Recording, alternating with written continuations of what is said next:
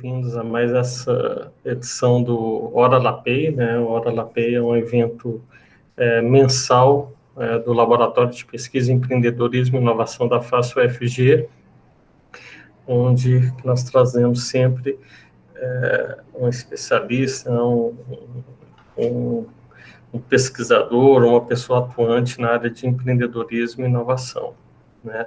Agradeço a Fernanda e a equipe, né, pela organização desta nova edição, a presença de todos, especialmente, né, a presença do professor Marcos Hashimoto, que eu vou apresentar em duas etapas, né? Primeiro eu vou ler aqui o currículo formal dele, né, e depois falar um pouco da importância do professor Marcos no nosso ecossistema local aqui também, né, numa atuação que ele teve aqui, né? Então, o professor Dr. Marcos Hashimoto é professor associado de empreendedorismo da University of Indianapolis School of Business, em Indianápolis, nos Estados Unidos. Doutor e mestre em administração de empresas pela EASP-FGV, né, e foi professor e coordenador do Centro de Empreendedorismo do INSPER, do qual foi fundador, da FGV, do qual foi cofundador, e da FAP. Foi professor titular nos programas de mestrado e doutorado do Centro Universitário Unifacamp, né? Foi cofundador da Associação Nacional de Estudos de Empreendedorismo de Gestão em Pequenas Empresas, a ANEGEP, né? Onde exerceu a função de editor adjunto, onde exerce ainda, né, a função de editor adjunto da REGEP, que é a Revista de Empreendedorismo e Gestão de Pequenas Empresas. É autor e coautor de 4 livros, dentre os quais Espírito Empreendedor nas Organizações, né, que tem muito a ver com a fala de hoje, que já está na 4ª edição, publicado pela editora Saraiva.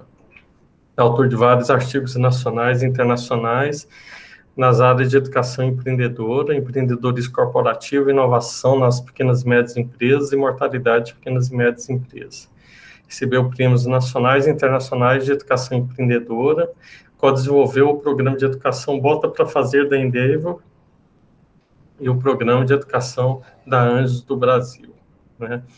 Então, além desse currículo, só ressaltar, né, que o professor Marcos, ele sempre foi um colaborador nosso aqui da Universidade Federal de Goiás, né, além de sua atuação muito importante no Brasil, ele colaborou por inúmeras vezes com o programa de pós-graduação em administração da FACE, né, seja participando de bancas, falas para os alunos, outros tipos de atividade, e também num determinado período onde que a gente estava incrementando as ações do antigo PROIN, né, o Programa de Incubação de Empresas da UFG, e transformando em Centro de Empreendedorismo e Incubação.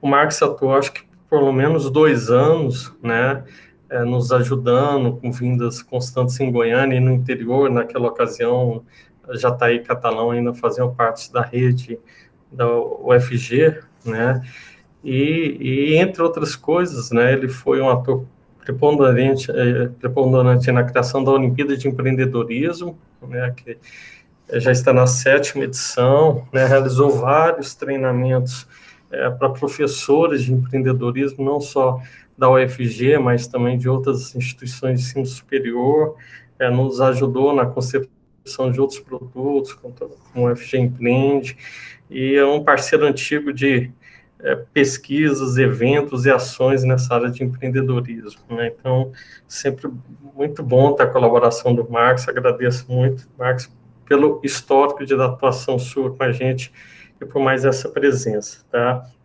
Antes de passar a palavra para o Marcos, só dizer aos presentes que nós vamos funcionar da seguinte forma, né? O Marcos vai fazer a sua fala, e aí, né, aqueles que tiveram alguma questão, algum ponto, podem ir colocando no chat, né, que eu vou, ao fim, moderar esses pontos, essas questões colocadas. Marcos, muito obrigado, então, agora com você. Ok, obrigado, Cândido. Obrigado, Fernanda. Bom, é um prazer estar aqui em época de pandemia. Eu acho que cada vez mais a gente tem que se acostumar com esse tipo de apresentação. O que para mim, que estou agora morando nos Estados Unidos, é bastante conveniente. Eu estava falando outro dia para os meus amigos que eu acabei me aproximando mais durante a pandemia com os meus amigos no Brasil, porque no final das contas a distância social e o contato pelos canais virtuais acaba aproximando pessoas que normalmente a gente não se relaciona no dia a dia. E vendo agora o Cândido contando um pouco das minhas realizações no Brasil, e eu nesse contraste de uma vida pacata aqui indiana, né, uma região fazendeira no interior dos Estados Unidos, dá um pouco de saudosismo, né, um pouco de saudades dessa época, e também de falar em português, né. Então, é uma felicidade redobrada, não só por estar em contato com meus amigos no Brasil, mas por falar sobre esse tema.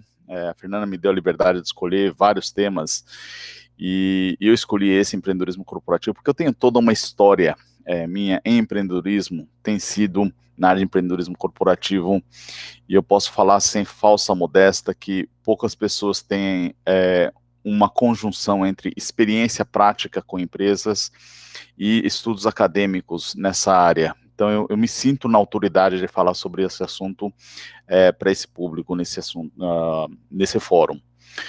Bom, a minha apresentação vai ser dividida em 6 partes, né, dentre as quais eu vou ser o protagonista das 5 primeiras, mas eu gostaria que você fosse o protagonista da 6ª, né, com as suas questões, com a sua participação ativa.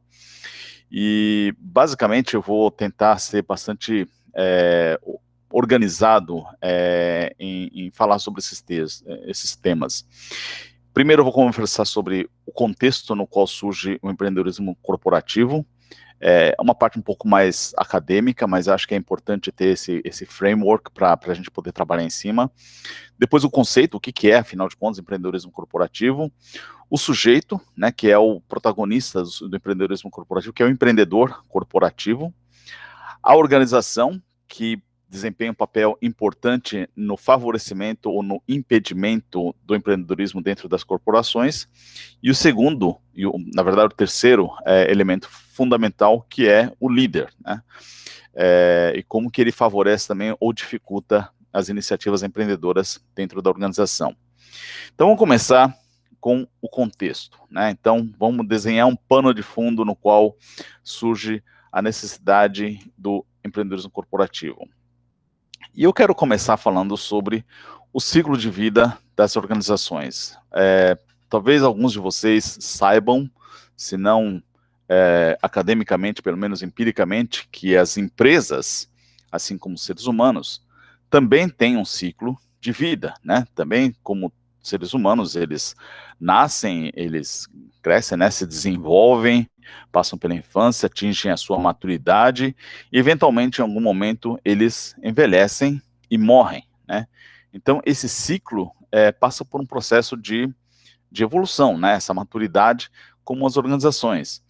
E muitas empresas, elas chegam ao estágio de média empresa, pelo menos, nem todas chegam ao estágio de grande, mas ao longo desse ciclo de vida das empresas, em que eles passam do nascimento até a morte, né? Então, quando ele chega no estágio de média para grande empresa, infelizmente, muitas delas não sobrevivem, né?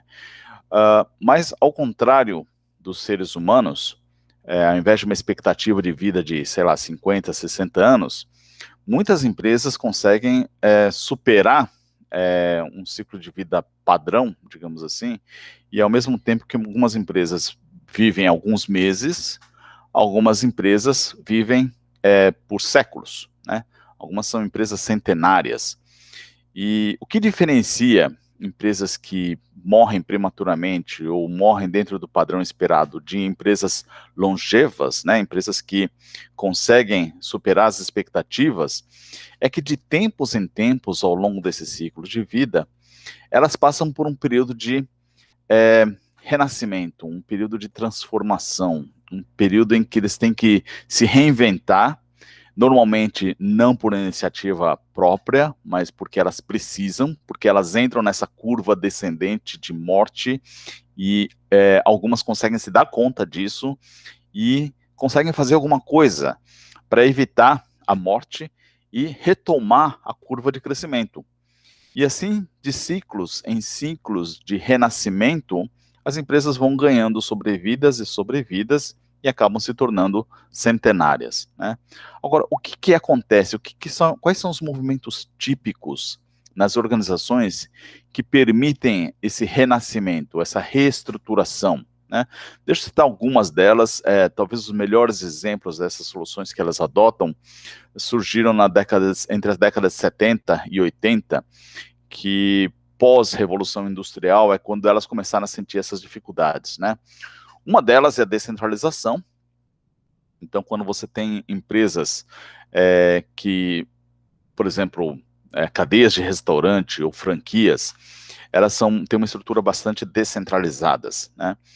Então, quando tudo é muito concentrado no escritório central, na matriz, eles não entendem muito o que acontece nas pontas, não acontece o que acontece em outros estados, às vezes em outros países, com outras culturas e outros tipos de mercado. E quando você descentraliza o poder e permite que essas unidades remotas tenham o poder de decidir o que é melhor para o mercado dele, dentro da estrutura e condições que eles têm, ela se torna mais ágil, ela se torna mais flexível, ela se torna menos rígida e ela consegue atender melhor o mercado. Então, o movimento de dar poder para as unidades descentralizadas, distribuídas, é uma forma de ganhar essa sobrevida, né? Outra forma de ganhar essa sobrevida é a terceirização. Então, isso também foi muito comum nos anos 80 das empresas. As empresas descobriram que elas perdiam muito tempo e muito recurso cuidando de coisas que não faziam parte do negócio. Então, elas tinham que ficar cuidando de limpeza, de segurança, de distribuição, cuidar de frota de caminhões. E elas pensaram, pô, mas esse não é o nosso negócio principal. Então elas começaram a ficar mais enxutas, cuidando só do negócio principal, e tudo aquilo que ela fazia adicional, ela terceirizava, ela contratava empresas para fazer isso.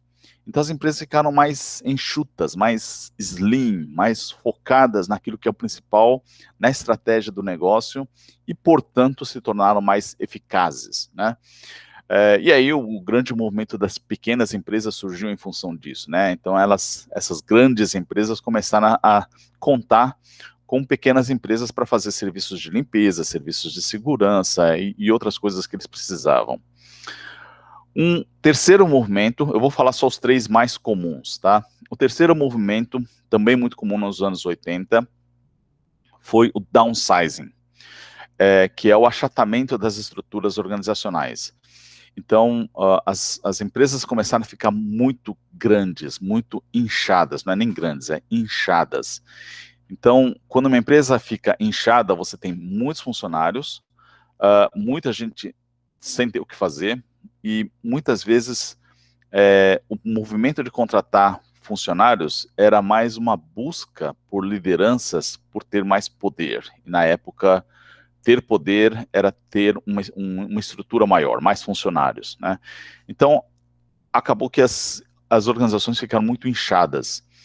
Quando se deram conta de que eles tinham um excesso de recursos, então as empresas começaram a eliminar funções que eram redundantes ou que eram adicionais. Então, junto com a terceirização, junto com a estruturação mais enxuta, também houve um achatamento. Então, muito dos níveis intermediários de gerência, que às vezes só eram leva e trás de informações e, na verdade, não tinham papel estratégico nenhum dentro da organização, eles foram eliminados. Então, muitos desses gerentes médios, digamos assim, nas organizações, foram para a rua e quando o topo da organização, que toma as decisões estratégicas, ficou mais próximo do nível operacional de quem realmente executa as coisas, as decisões fluíram de forma mais fácil.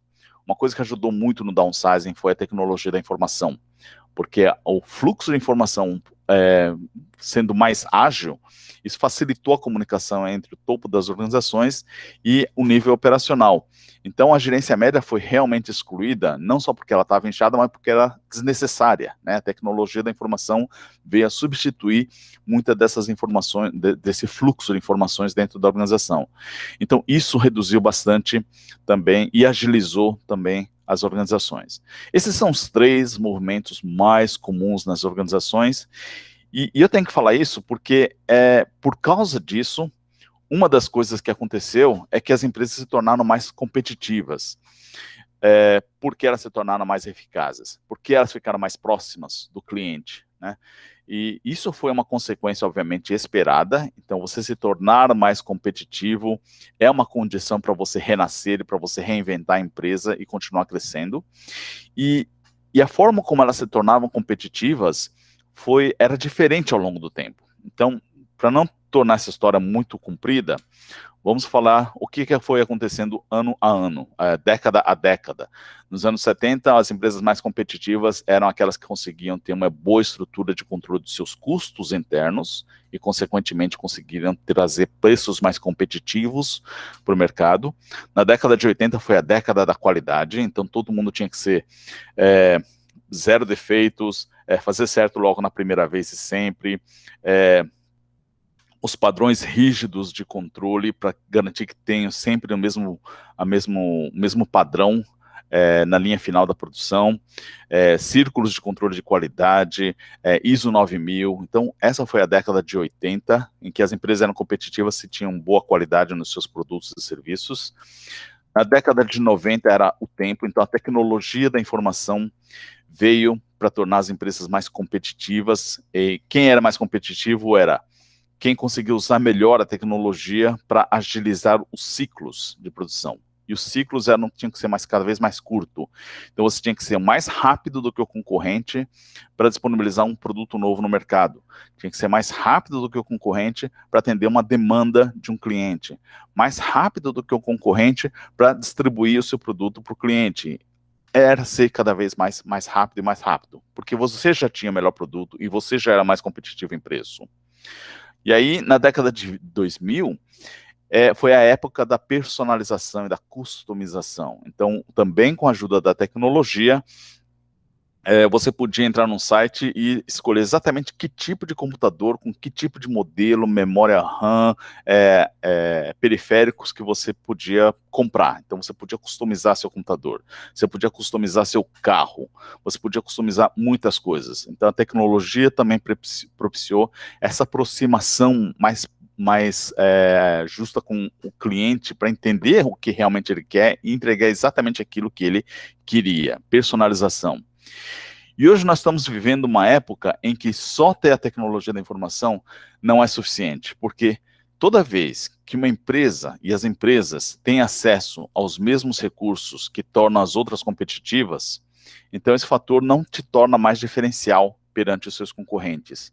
Então, hoje nós estamos vivendo o que a gente chama da era da inovação, porque a era da inovação, ela depende primordialmente de um fator que as outras ondas, flexibilidade, tempo, qualidade e custo, não conseguem propiciar, que é criatividade, que é ter ideias, que é você surpreender o seu cliente com uma coisa que ele não espera. Porque todas as outras é atender a demanda do cliente.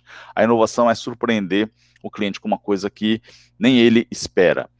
E o fator principal que é raro nas empresas para propiciar a inovação e, consequentemente, é a capacidade criativa da organização, ou seja, são as pessoas. Okay? Não é mais tecnologia da informação, não é mais controles financeiros, são pessoas, porque as pessoas é que detêm esse skill, né, essa capacidade de ter ideias, de imaginar aquilo que pode surpreender o cliente e aquilo que pode colocar você à frente dos seus concorrentes. Então hoje essa é a era que estamos vivendo. Em algumas indústrias isso já começou, principalmente tecnologia, já começou há um bom tempo atrás, mas hoje cada vez mais indústrias e empresas estão se dando conta que para se diferenciar ele tem que ter um fluxo contínuo de novidades que vão surpreender o cliente e vão trazer mais valor percebido pelo cliente, ok? Tendo isso agora como o meu contexto, né, as ondas da competitividade, colocando inovação como fator-chave hoje para as empresas se diferenciarem. E mais, todos os esforços que as empresas têm feito ao longo do tempo para conseguir sobreviver e se sobressair perante o concorrente, então a gente introduz, então, o conceito do que é o intraempreendedorismo, tá? E eu vou começar de forma bastante plain, bastante direta sobre a definição de empreendedorismo corporativo ou intraempreendedorismo. Intraempreendedorismo é quando uma empresa dá autonomia para que seus funcionários mais talentosos criem valor para a organização a partir de iniciativas inovadoras sob riscos calculados. Okay?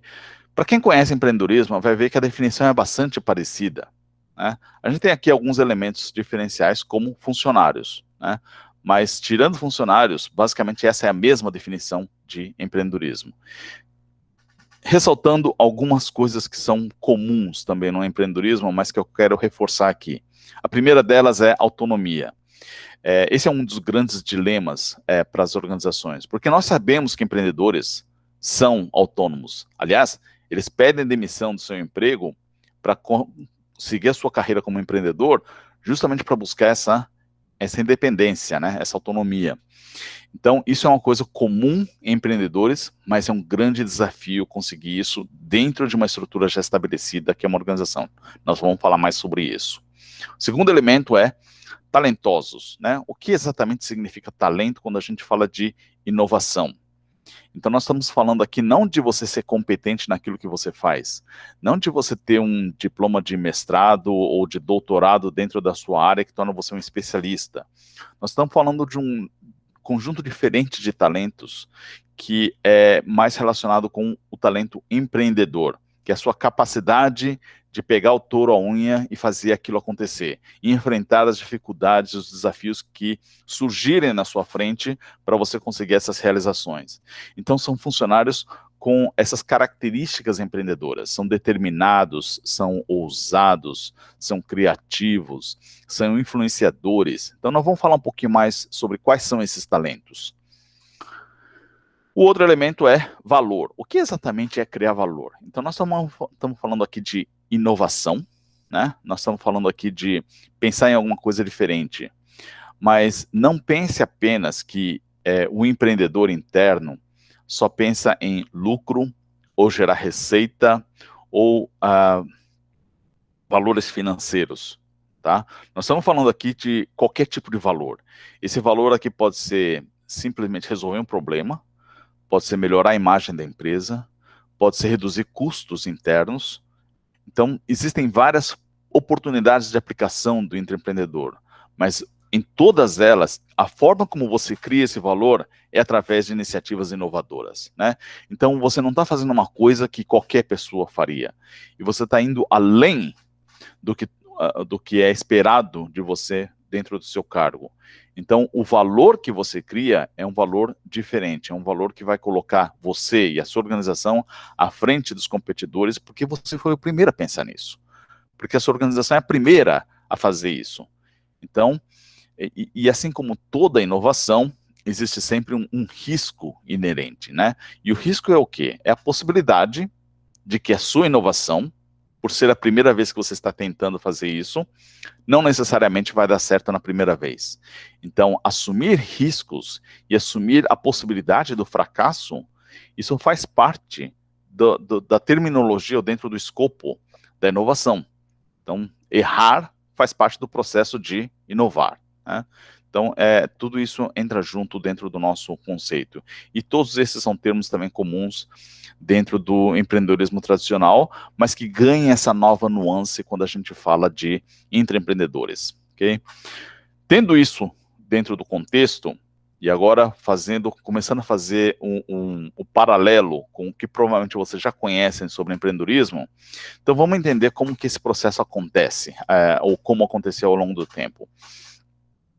Lembra quando eu falei sobre o ciclo de vida das organizações? Então, todas as organizações, quando elas começam, elas naturalmente são empreendedoras. Então, estágio de nascimento, quando você tem poucos funcionários, quando você tem pouca estrutura na organização, todo mundo faz um pouco de tudo, um ambiente informal, um ambiente relaxado, um ambiente de fazer acontecer, né? Esse é um ambiente típico das startups, esse é um ambiente típico de toda organização que se lança ao mercado. Então, o que a gente vê aqui o posicionamento dentro desse gráfico são organizações altamente empreendedoras, né? Então, alto grau de empreendedorismo, mas um baixo grau de complexidade, justamente porque elas são pequenas, porque elas são nascentes, porque elas são pouco estruturadas. Agora, o que acontece é que, ao longo do tempo, na medida em que a empresa vai crescendo, vai lançando novos produtos, vai adquirindo mais clientes, vai contratando mais pessoas, aquela informalidade que existia no começo passa a ser prejudicial. Você começa a sentir a necessidade de estruturar melhor os processos. Você começa a sentir a necessidade de definir nomes para coisas, definir formulários, definir responsabilidades. Afinal de contas, quem faz o quê aqui dentro dessa empresa? Você é obrigado, em algum momento, a definir funções, a definir regras, né? Isso faz com que a empresa se torne um pouco menos empreendedora, né? Então, quando ela atinge aquele estágio de infância e começa o seu ciclo de crescimento rápido, ela percebe que ela não pode crescer de forma desorganizada. Então, é um momento em que algumas regras começam a ser impostas, meio contra a vontade dos empreendedores fundadores, mas necessário. E muitas vezes você contrata um administrador profissional para colocar ordem na casa, né? E o que você percebe é que a ordem que você coloca faz bem para a empresa, né? Você pode ser contra aquilo, mas a empresa está mais organizada, a empresa está mais eficiente, cada um sabe qual é a sua responsabilidade, cada um sabe qual é a sua função, existe um planejamento, existe objetivos a serem atingidos.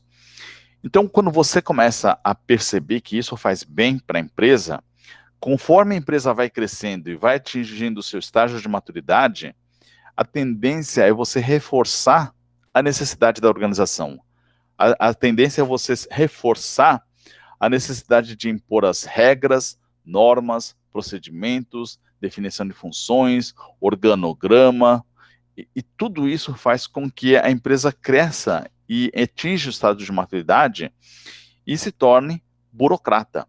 O que é empresa burocrata? É quando a empresa atinge um grau de complexidade tal que, primeiro, matou a sua capacidade empreendedora e ela acaba se perdendo nos seus próprios processos e controles, né? Então, isso é o grande problema das grandes organizações, quando você está com 500, 600 mil funcionários, é que acabam valorizando tanto os processos que foram bem bons no início, mas que acabam travando a empresa, e a empresa perde o seu dinamismo, perde a sua flexibilidade, e você acaba perdendo o cliente porque, não, se ele não preencher esse formulário, eu não posso atendê-lo, né? Então, o processo acaba ficando mais importante do que o negócio. E é isso que acontece, infelizmente, com muitas empresas. E é nesse momento em que a curva de crescimento estaciona e está pronto para começar a curva de declínio no ciclo de vida das organizações. E é esse o momento em que elas têm que se reinventar. Esse é o momento que elas têm que olhar para si mesmas e falar, temos que fazer alguma coisa para retomar o nosso processo de crescimento, ou pelo menos para não morrer, né? Então, o que eu estou querendo falar aqui com intraempreendedorismo é que o intraempreendedorismo, assim como a descentralização, downsizing, outsourcing e vários outros modelos de reestruturação organizacional, o intraempreendedorismo é também mais um desses processos. Só que a diferença é, eu estou resgatando nessa empresa o mesmo grau de empreendedorismo que eu tinha quando comecei, só que em uma empresa já altamente complexa, ok? Com vários relacionamentos, com muitos funcionários, com várias linhas de negócio. Então, esse é o meu desafio, é reinventar a empresa e preparar ela para retomar o grau de empreendedorismo que ela tinha antes, porque é assim que eu vou me tornar mais competitivo, assim que eu vou me tornar mais inovador. Então, o intraempreendedorismo, o empreendedorismo corporativo, é uma forma de você reestruturar a sua empresa, mudar a sua cultura, mudar a sua estrutura, mudar seus sistemas externos e adequar a sua estratégia para tornar ela diferente dos seus competidores, para entregar aquele elemento que é fundamental para toda empresa que sobrevive, que é inovação, que é o que está diferenciando a minha empresa nos dias de hoje. Okay? Não é custo, não é qualidade, eu tenho que ter tudo aquilo e mais eu tenho que ser capaz de surpreender o meu mercado. Okay? Então, esse é o frame que, tomando todo o framework que a gente conversou até agora, é assim que eu coloco o intraempreendedorismo dentro das organizações e a necessidade disso nos dias de hoje. Tá?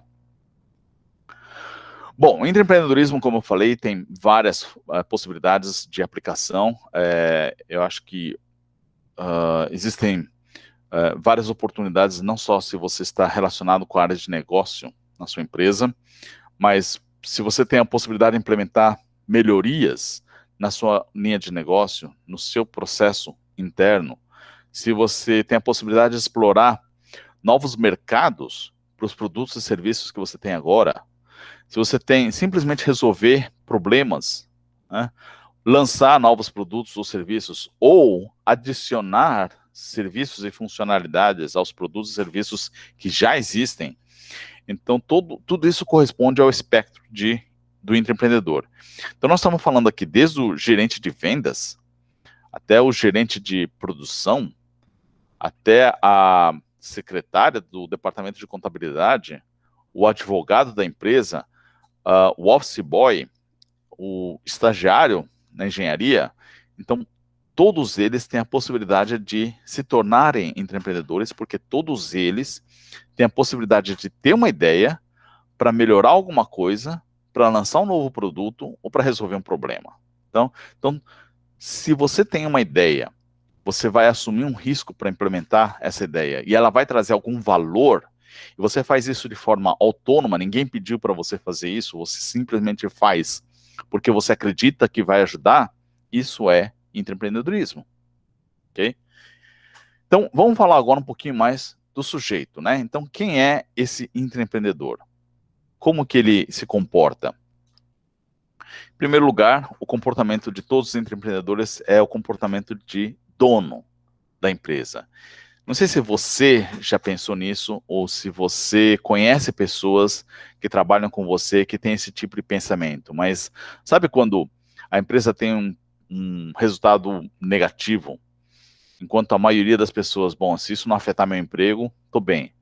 Mas algumas pessoas se preocupam se está perdendo mercado, se preocupam se o problema pode ser na produção, se o problema pode ser no atendimento ao cliente, se vocês trocam de fornecedor, não tem nada a ver com você, mas você se preocupa se isso pode afetar a qualidade do seu produto final, né? Se vocês estão explorando novos mercados, você tem uma preocupação. Então, esse é o comportamento de dono, é o comportamento de pessoas que se preocupam com a empresa, de uma forma geral, em aspectos que não tem nada a ver com o seu trabalho, com a sua função, com o seu cargo, mas que vão afetar a empresa e você se sente atingido também, seja positivamente ou negativamente. Então, esse comportamento de dono, ele acontece toda vez que, por exemplo, você tem reuniões da empresa, e essas reuniões em salas de luxo, de hotéis, com aquele coffee break enorme, aquela mesa posta, você olha e fala, mas que desperdício, para que tudo isso para uma reunião interna de departamento, né? Então você se sente incomodado quando você sente esse desperdício de dinheiro. Matéria-prima que está sendo desperdiçada porque compram a mais. Isso pode acontecer em grandes organizações, mas pode acontecer até se você é garçom no restaurante, você vê matéria-prima sendo desperdiçada e você se incomoda com aquilo, né? Ou quando as pessoas falam mal do seu produto e você trabalha naquela empresa e você se sente mal também, né? Ou então, na reunião de resultados da empresa, você tem um desempenho positivo da empresa e você sente, puxa vida, eu fiz parte disso, né? Ou então o resultado é negativo e fala, puxa vida, o que eu posso fazer para ajudar? Então, esse tipo de comportamento não é comum, tá? Muitas pessoas não pensam dessa forma, a maioria das pessoas só pensa no seu próprio umbigo, só pensa em preservar o seu emprego e fazer o que está determinado na sua descrição de cargo, mas algumas pessoas realmente vestem a camisa da empresa. Algumas pessoas querem fazer e contribuir mais para a empresa do que simplesmente aquilo que está na sua descrição de cargo. Esses são, não necessariamente, mas potenciais intraempreendedores. Eles têm esse drive, eles têm essa necessidade de entregar para a empresa mais do que aquilo que é pago, porque ele acredita nas mesmas coisas. Ele vive aquela cultura. Então, o vestir a camisa, na verdade, é uma coisa muito maior do que aquilo que você é remunerado para. Você ter orgulho, tanto orgulho daquilo que você faz dentro desse lugar onde você trabalha, que você se dedica, vira a sua vida, aquela empresa. E você quer ver essa empresa ser bem sucedida e você quer fazer parte dessa história. Então, esse é o sentimento que um dono do negócio tem, né? Mas que alguns funcionários também têm. Okay? Então, eu quero começar explicando quem é um empreendedor através dessa definição. Ele se sente como se fosse o dono, não sendo o dono. Mas esse é o comportamento do empreendedor, né? Outra coisa que também é muito comum são funcionários que se sentem subutilizados dentro da empresa. Então, eu lembro da história de um amigo meu, que ele conta o seguinte, ele fala, todo dia quando eu chego no trabalho, eu penduro o meu cérebro e vou trabalhar. E coloco o meu capacete e vou trabalhar. E aí, quando chega no final do dia, eu penduro o meu capacete, ponho meu cérebro de volta e vou para casa. O que significa isso, né? Ele fala o seguinte, trabalhando em casa, eu produzo muito mais do que nas minhas 8 horas no trabalho. E o que ele queria dizer com isso é que ele é obrigado a seguir ordens no trabalho, ele é obrigado a simplesmente executar a função dele. E se ele tem alguma ideia de como melhorar aquilo, ninguém está interessado, muito menos o chefe dele. Você é pago para fazer isso que está escrito aqui. E intraempreendedores, ou empreendedores corporativos, se sentem incomodados com esse tipo de comportamento, enquanto muitas pessoas se sentem à vontade com isso, muitas pessoas não se incomodam, pelo contrário, é a zona de conforto deles. Os intraempreendedores, eles se incomodam pelo fato de eles estarem sendo subutilizados dentro das empresas, de o que eles pensam, as ideias deles não serem valorizadas. Se você sente esse mesmo tipo de incômodo, se você sente que você não está sendo utilizado no seu potencial que a empresa precisa, e consequentemente você acaba perdendo as melhores oportunidades em função disso, então você tem chance de ser um intraempreendedor, tá?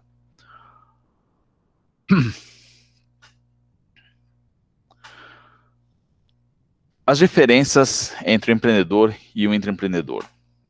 Nessa altura, provavelmente você já deve imaginar quais são muitas delas, né? Mas o empreendedor, para começar, ele é independente de uma corporação. Aliás, muitos deles pedem demissão da empresa porque eles se sentem presos dentro da empresa e, assim como o meu amigo, ele fala, eu estou produzindo muito mais fora do meu trabalho, então eu vou pedir demissão e vou montar meu próprio negócio, né? O intraempreendedor não, ele quer ficar dentro daquele ambiente, ele acredita naquele ambiente e ele quer lutar para fazer as suas ideias valerem, tá? Ele não acha que vale a pena ele ter uma carreira independente. O empreendedor, eles não possuem regras e procedimentos, pelo contrário, eles odeiam regras e procedimentos. Outro motivo para eles pedirem demissão é constituir a sua própria empresa, porque lá ele faz as suas regras e os procedimentos que vão fazer sentido para ele, né? O intraempreendedor não, ele opera dentro de regras e procedimentos pré-estabelecidos, né? Eles criam formas para contornar as regras, tá? Então eles são mais resilientes em termos de se adequar às regras impostas e contorná-las para fazer acontecer aquilo que ele acredita. Empreendedores, eles precisam montar toda a infraestrutura. Ele precisa de um capital para montar a empresa, comprar máquinas, equipamentos, instalações, contratar pessoas. O intraempreendedor não quer perder tempo com isso. Ele acha que Os recursos que a empresa já tem, sejam eles formais ou não, sejam eles acessíveis para ele ou não, é o que ele pode contar para fazer as coisas acontecerem dentro do seu emprego. O empreendedor assume o risco financeiro, né? Então, é ele que pede um empréstimo no banco, é ele que consegue investidores, é ele que tira todo o seu dinheiro da poupança e investe na empresa. Já o intraempreendedor, não. Se existe algum risco financeiro, esse risco é da empresa. Okay? Ele usa recursos da empresa e parte desses recursos são os recursos financeiros. Algumas empresas têm uma parte do orçamento dedicado para iniciativas inovadoras e ele pode ter sorte de acessar esse tipo de recurso. Para o empreendedor, falhar pode significar falência. Então você quebra se você, dependendo do nível de erro que você comete. Para o intraempreendedor, algumas empresas são tolerantes a fracasso. Muitas não são. Mas o pior que pode acontecer para o intraempreendedor é perder o emprego. Okay? É muito mais fácil um intraempreendedor se recolocar no mercado de trabalho do que um empreendedor começar uma empresa de novo do zero. Né? E o empreendedor, ele toma as decisões baseadas no feeling pessoal. Eu acho que tem que fazer isso, e essa autonomia que ele tem, né, ele vai lá e faz. Né? Se ele está certo ou se ele está errado, ele arca com essas consequências. O intraempreendedor, ele não toma decisões sozinho, ele faz parte de uma organização, ele usa recursos da organização, por mais que a ideia dele seja boa, ele tem que convencer pessoas a apoiarem a ideia dele e liberarem os recursos que ele precisa. Então, as decisões que ele toma têm que ser base em informações estruturadas, porque ele tem que usar essas informações para convencer as pessoas. Então, ele precisa de lógica, argumentos racionais, evidências, para mostrar que a ideia dele faz certo. O empreendedor não está nem aí. Ele acha que tem que fazer aquilo, ele acha que vai dar certo, ele vai lá e faz. Né? Então, essas são algumas das diferenças entre empreendedor e intraempreendedor. E você, nessa altura, já deve perceber se você tem mais um perfil empreendedor ou se você tem mais um perfil intraempreendedor. E quanto mais você entende esses dois ambientes, você começa a perceber melhor onde você se posiciona mais facilmente. E provavelmente você já deve ter algumas perguntas para endereçar aqui para o nosso bate-papo depois. Outra coisa que ajuda a definir o que é esse espírito empreendedor, que pode acontecer tanto com empreendedores como intraempreendedores, mas aqui eu vou falar dentro do contexto do intraempreendedor, são as 10 características do intraempreendedor. É uma classificação que muda de autor ou pesquisador para outro, mas eu vou aqui sumarizar os principais que eu concluí, acho que no estudo 2007, foi quando eu cheguei nessas conclusões. Então é um resumo dos meus estudos. O primeiro é a criatividade. Né? Então você tem a capacidade de olhar para onde todo mundo olha e perceber o que nem todos percebem. Então, a capacidade de identificar oportunidades, a capacidade de identificar um problema, a capacidade de identificar a raiz de um problema, a capacidade de imaginar uma solução que ninguém consegue imaginar. Então, se você tem essa capacidade, você tem essa criatividade. Risco. Né? Então, como eu falei, toda inovação tem um risco.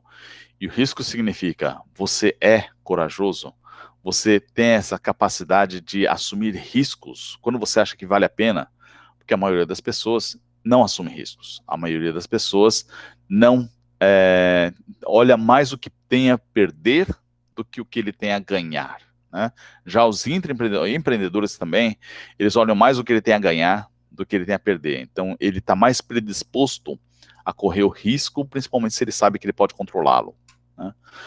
Compromisso, você faz o que precisa ser feito, não importam as consequências. Então, você tem a determinação de chegar às últimas consequências, de fazer o que precisa ser feito. Você assume os aspectos positivos e os negativos, né? Então, as consequências negativas, quando você assume esse risco. Então, o comprometimento é essa determinação, né? Iniciativa. Você tem iniciativa, você prefere fazer você do que pedir para as pessoas, né? Você é aquele tipo de pessoa que, se tem alguma coisa para ser feito, você vai lá e faz, ao invés de esperar alguém pedir para você fazer, ou pedir para alguém fazer. né? Então isso é iniciativa. Energia. Então, empreendedores são incansáveis, né? Principalmente se você está se dedicando a uma coisa que você realmente acredita que é importante para você ou para alguém, você se entrega para isso, né? Então, alto nível de energia empreendedores têm, eles são incansáveis. Valor. Empreendedores não fazem coisas por acaso, eles sempre fazem alguma coisa esperando alguma coisa em troca. E essa alguma coisa em troca, como eu falei, pode ser monetário ou não, pode ser quantitativo ou não, né? Pode ser mensurável ou não, e pode ser para você, ou pode ser para outra pessoa, ou para a organização. Mas alguém tem que perceber algum valor naquilo que você está fazendo, né? Superação. Você enxerga as dificuldades como desafios, né? Você vai além da sua descrição de cargo, você vai além das suas obrigações, você vai além das suas responsabilidades. Então, enxergar as dificuldades e superar essas dificuldades, principalmente se elas se sobrepõem à sua obrigação ao mínimo que você tem que entregar para a empresa, então você tem a característica de superação. Resiliência. Você assimila bem adversidades, né? Você assume quando uma coisa não deu certo, você incorpora esse erro, esse fracasso, e logo você se prepara, você absorve bem isso para recomeçar e tentar de novo de um jeito diferente, né? Então essa resiliência é importante no empreendedor. Visão crítica. Você até acata ordens, mas você tem que entender por que você está fazendo aquilo, porque entre empreendedores, eles não são passivos, né? Entre empreendedores, eles criticam. Se alguma coisa não faz sentido, ele pergunta, mas por que a gente tem que fazer isso? Eles são ousados nesse sentido. E propósito, talvez acima de tudo, entre empreendedores, eles veem propósito naquilo que eles fazem, eles veem um bem maior, eles enxergam a visão do todo, ao invés de só focar objetivamente naquela tarefa e naqueles passos para executar aquela tarefa. Então, junto com a visão crítica, vem também essa sensação do todo, né? Então, ele vê uma contribuição, ele enxerga, ele entende qual é a missão da empresa, ele entende como ele pode contribuir. Então, ele consegue ver a floresta. E ele consegue, vendo a floresta, ver um significado naquilo que ele faz. Se você não vê um significado naquilo que você faz, se você só executa mecanicamente as suas atividades, então você não tem esse senso de propósito. E o senso de propósito é importante porque ele dá vida àquilo que você faz, né? Ele te dá essa motivação intrínseca, essa motivação dentro de você de que você faz, não porque mandaram, não porque é sua obrigação, mas porque você acredita naquilo, né? Então, esse é o propósito. Então, se você tem pelo menos metade desses elementos, e você vive isso no seu dia a dia, no seu trabalho, então você tem esse espírito empreendedor. Se isso é fácil de executar ou não, isso é outra história, e aí que a gente começa a ver um pouco mais do lado da organização. E uma palavra final sobre riscos, né? Então, falar sobre riscos dentro do ambiente de empreendedorismo é até um chavão, né? É um clichê. Mas falar de correr riscos dentro do ambiente organizacional, isso é bem mais difícil, né? Porque as organizações, por natureza, não são favoráveis a riscos, porque risco significa sempre que alguém vai ser penalizado, alguma coisa pode não dar certo, e esse penalizado significa até você sacrificar o seu próprio emprego, né? Então, risco é uma palavra que geralmente é abolida nos ambientes organizacionais, mas ela é necessária quando a gente está falando de inovação e empreendedorismo corporativo. E o intraempreendedor, ele entende que correr riscos fazem parte do processo de aprendizado, fazem parte do desenvolvimento de um projeto inovador, passar pelo fracasso, pelo erro, adquirir essa experiência, e de fracasso em erro, você atinge no longo prazo o sucesso, né? Então, muitas inovações só deram certo porque os seus empreendedores, os inovadores, estavam predispostos a correr esses riscos e, eventualmente, não dá certo, algum par de vezes, né, até atingir o sucesso. E o sucesso não seria obtido se eles não tivessem falhado no passado. Então, fracasso e erro, junto com risco, eles são meio que sinônimos, principalmente no ambiente corporativo, né? O empreendedor encara o fracasso e o erro como etapas de um processo de aprendizado e aquisição de experiência no caminho rumo ao sucesso, tá? Então, é assim que a gente vê empreendedorismo e inovação junto com riscos e erros. Isso é um estudo americano em empresas americanas que mostra que empreendedores, os intraempreendedores, eles já existem nas corporações. Não sei se isso se reflete exatamente da mesma proporção no Brasil, mas nessa pesquisa, quem tem esse perfil, espírito empreendedor, corresponde a uma média de 17% dos funcionários nas empresas. Iniciantes, são os 43%, são pessoas que não são intraempreendedores, mas têm o potencial para ser, né? Tem as características, tem aquele incômodo, eles só não têm muitas vezes a atitude, mas aqueles que você incitar uma fagulha, eles se manifestam, né? Executores são 20%, então 1/5 dos funcionários não têm características empreendedoras, mas também não são contra, né? Eles são pessoas que são favoráveis, que vão ajudar, vão fazer parte da equipe do intraempreendedor. E apenas 20%, né, 1/5 da empresa, são da turma do deixa disso, a turma que inibe ideias, que querem as coisas do jeito que estão.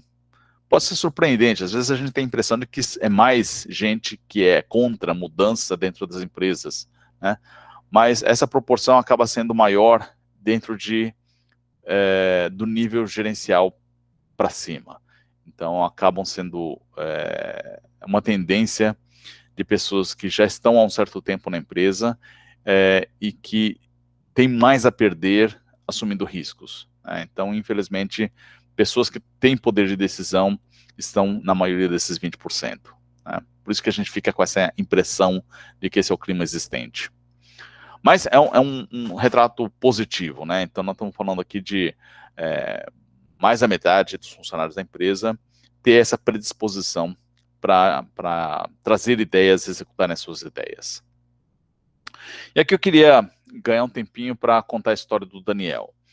Então, o Daniel, que mostra nessa foto, ele era um programador de uma empresa no interior de São Paulo, que eu atendia como consultor, e ele era um programador fantástico, talvez o melhor programador dessa empresa. É uma empresa de tecnologia, é uma software house, e a história que eu testemunhei quando eu estive trabalhando para essa empresa, assim, cidade do interior, muitos de vocês sabem, seu passatempo é beber cerveja no bar com os amigos na sexta-feira, depois do trabalho, né?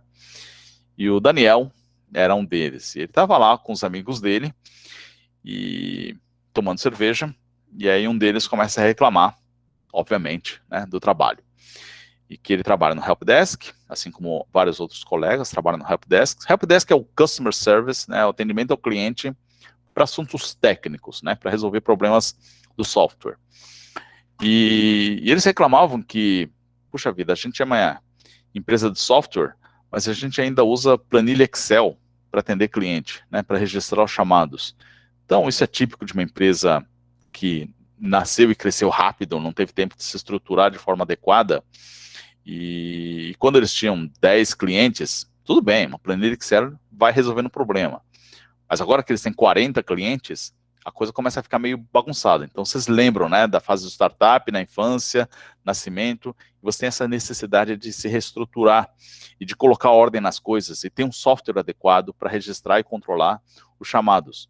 Como eles não tinham, então isso gerava muitos problemas para o pessoal do Helpdesk. Então, às vezes, o cliente ligava para dar continuidade no trabalho, mas eu não sei do que você está falando, e aí não consegue encontrar do histórico daquele chamado, aí o cliente é obrigado a contar toda a história de novo, ou então o chamado vai para um segundo nível de atendimento, e a pessoa simplesmente esquece, não dá retorno para o cliente.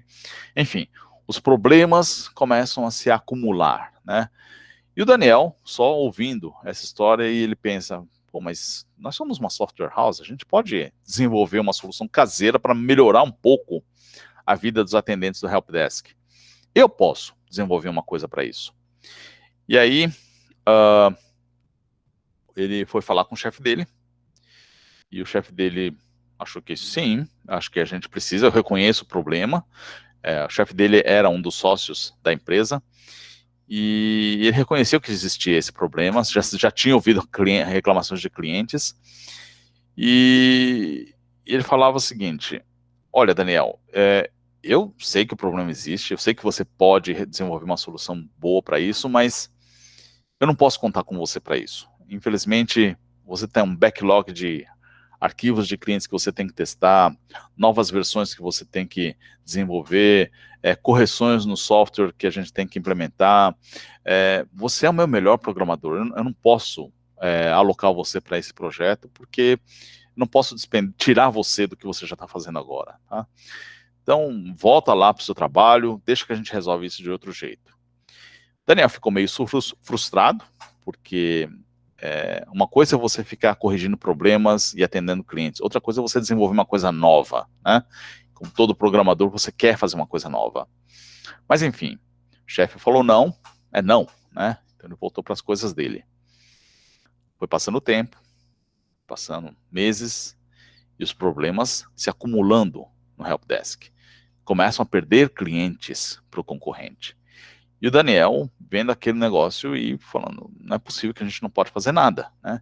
Insistiu com o chefe dele uma segunda vez, insistiu com o chefe dele uma terceira vez, e aí vendo que não tinha uma solução, ele tomou uma decisão. Ele e um amigo dele, o Juliano, que já tinha trabalhado numa empresa de atendimento a cliente, era a Credit Card, não existe mais, mas ele teve uma experiência na Credit Card, eles começaram a desenvolver as ideias do que seria um sistema de helpdesk, né? E fazendo isso depois do trabalho, né? Depois do horário de expediente, às vezes vinha no fim de semana, testavam algumas rotinas no computador, e a coisa foi tomando corpo. Passou o primeiro mês, passou o segundo mês, ele e o Juliano, todo dia, trabalhando depois do horário, né, depois que cumpriam as suas obrigações do dia, e se dedicavam no seu tempo pessoal para melhorar ou desenvolver aquele sistema. E assim foi. Primeiro mês, segundo mês, terceiro mês. No terceiro mês, o chefe do Daniel chamou ele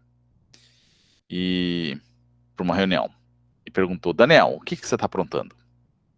Daniel, como assim, chefe? E ele falou: eu estou vendo que você está fazendo hora extra quase todo dia. E você não está trabalhando, você não tem um backlog tão grande assim, você está fazendo alguma outra coisa, né, que você não está contando, que não é o nosso trabalho. Então, você por acaso está trabalhando para o concorrente? Aí o Daniel fica assustado, pega ele meio de surpresa, ele não sabe bem o que dizer no começo, mas ele fala: não, eu estou desenvolvendo o sistema de helpdesk. Aí ele é obrigado a contar a história. Mas não só ele conta a história, já 3 meses depois, ele já tinha uma boa parte do sistema já desenvolvido. Então ele mostra para o chefe dele o que ele já tem. Então ele abre o sistema, mostra as telas, mostra os sistemas de navegação, mostra como é que vai ser a estrutura da base de dados, faz algumas simulações. Enfim, o sistema já estava mais ou menos 80% pronto, né?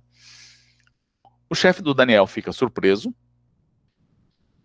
agradece a dedicação do Daniel, fala: puxa vida, isso foi muito legal que você fez. Eles dão um jeito de reestruturar as tarefas do Daniel para incorporar o resto do desenvolvimento do software dentro do horário de expediente do Daniel. Ele e o Juliano, então, acabam o sistema, mais um mês depois para fazer alguns testes, fazer um paralelo. Enfim, 5 meses depois, o sistema entra em produção, resolve um monte de problemas do helpdesk, todo mundo fica feliz, os amigos do Daniel agradecem o que ele fez, e o sistema dá tão certo, resolve mesmo muitos problemas com o cliente, que esse sistema de helpdesk acaba se tornando mais um produto da empresa de software, e o Daniel e o Juliano se tornaram sócios nesse novo produto que eles lançaram. Então, essa é uma história de um intraempreendedor, e que corresponde exatamente àquilo que a gente vem descrevendo sobre espírito empreendedor, sobre as características do intraempreendedor, sobre a capacidade de inovar e passar por todo o processo de desenvolvimento que acaba se tornando um novo produto. Obviamente, o Daniel não esperava que ele fosse se tornar sócio da empresa para um produto novo. Ele só queria resolver o problema, ajudar os seus amigos, era tudo que ele queria, né? Mas eu testemunhei essa história, e teve um dia, depois que tudo isso aconteceu, e eles coletaram o sucesso desse projeto, conversando informalmente com o Daniel, eu perguntei para ele, Daniel, por que você, diante de tantas negativas, né, o seu chefe recusando, por que você simplesmente não pediu demissão, já que você sabia que era um software legal, monta o seu próprio negócio, né? Desenvolve um sistema de helpdesk que vira o seu primeiro produto e você vira empreendedor do seu próprio negócio. Muita gente faz isso, né? Muito bem. O que o Daniel me respondeu para essa pergunta? O que ele me respondeu foi mais ou menos a mesma coisa que o inventor do Post-it, o Art Fry, um engenheiro da 3M, ele respondeu também quando perguntaram a mesma coisa, porque o Post-it foi um projeto intraempreendedor, foi um engenheiro que criou meio como um acidente, uma cola que não colava direito, e o Art Fry deu essa utilidade, né, inventou o Post-it, né, que é uma cola que não cola, uma cola que cola e cola, que é a funcionalidade do Post-it. Uma coisa que, a princípio, todo mundo fala, isso é inútil, né, ninguém vai usar isso, e olha o grande hit que se tornou, né. E quando fizeram essa pergunta para o Art Fry, ele falou, olha, ser empreendedor é diferente de ter atitude empreendedora. Eu tenho atitude empreendedora, assim como o Daniel tem atitude, espírito empreendedor, mas não necessariamente eles querem ser empreendedores. Não necessariamente eles querem ser empreendedores. E por que não? Né? Então, quando eu descrevo a diferença entre empreendedor e intraempreendedor, meio que você consegue captar um pouco essa diferença. Mas, tanto o Art Fry como o Daniel, eles responderam o seguinte. Primeiro, não era meu objetivo ter um negócio próprio. Muita gente aqui quer ter um negócio próprio, mas não é o meu objetivo. Eu gosto dessa empresa, eu gosto de trabalhar aqui, e eu acho que eu posso fazer mais do que eu faço, né, e contribuir mais para essa empresa. Agora, a minha ideia, para implementar ela, se eu tivesse que sair, eu teria que contratar funcionários, eu ia ter que alugar um escritório, eu ia ter que comprar máquinas, equipamentos, computadores, aí depois ia ter que sair no mercado, bater na porta das empresas e vender o meu produto. Eu não sei fazer isso. Eu não gosto de fazer isso. Eu não devo fazer isso. Tudo que eu preciso está aqui dentro. Aqui dentro eu tenho todos os recursos que eu preciso, eu tenho a necessidade, está aqui dentro, né? Então eu não vejo motivo para sair daqui, né? E agora eu me lembrei de outra coisa.